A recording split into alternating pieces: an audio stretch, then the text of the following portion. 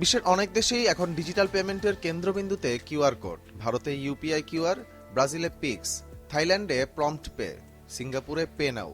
একটি code scan করেই মুহূর্তেই লেনদেন। এই ব্যবস্থাগুলোর বড় শক্তি শুধু সহজ ব্যবহার নয়, বরং কম বা শূন্য মার্চেন্ট চার্জ। বাংলাদেশে বাধ্যতামূলক করা হয়েছে বাংলা কিউআর।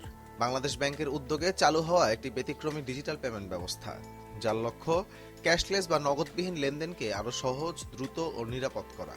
এখন থেকে একটিমাত্র কিউআর কোড স্ক্যান করেই যে কোনো ব্যাংক বা মোবাইল ফিনান্সিয়াল সার্ভিস অ্যাপ যেমন বিকাশ, নগদ বা উপায় ব্যবহার করে যে কোনো মার্চেন্ট পয়েন্টে মূল্য পরিশোধ করা যাবে।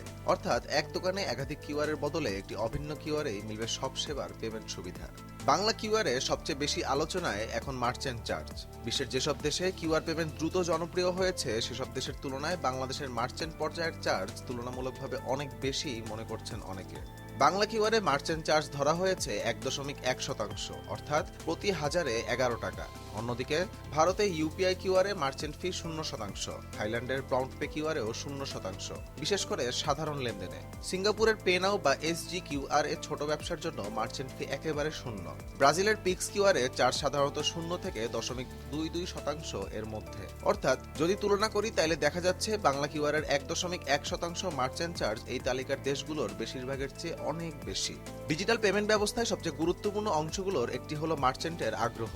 কারণ গ্রাহক যতই কিউআর কোড ব্যবহার করতে চাক, দোকানদার যদি সেটি নিতে না চান, তাহলে আটকে যাবে পুরো ব্যবস্থাটাই। আর দোকানদারের কাছে সবচেয়ে বড় প্রশ্ন, এই লেনদেনের জন্য কত টাকা কাটা হবে।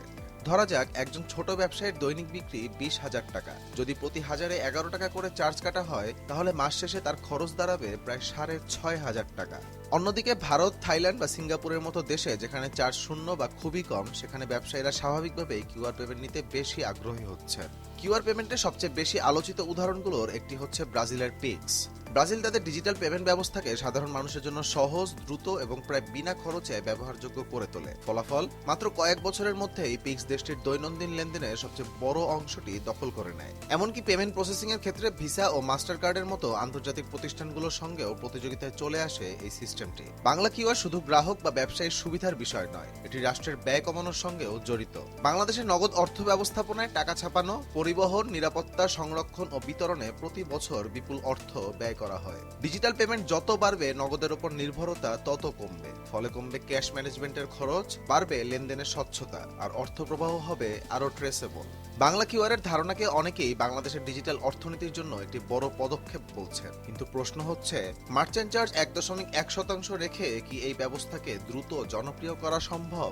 বাংলা কিউআর বাংলাদেশের ডিজিটাল পেমেন্ট ব্যবস্থাকে এক ছাতার নিচে আনতে পারে, এ নিয়ে সন্দেহ নেই। কিন্তু আন্তর্জাতিক বাস্তবতা বলছে, কিউআর পেমেন্টের সফলতা শুধু প্রযুক্তির উপর নির্ভর করে না, নির্ভর করে খরচ কতটা কম রাখা যাচ্ছে তার উপরও। এখন দেখার বিষয়, বাংলাদেশ ব্যাংক মার্চেন্ট চার্জের এই কাঠামো পুনর্বিবেচনা করে কিনা।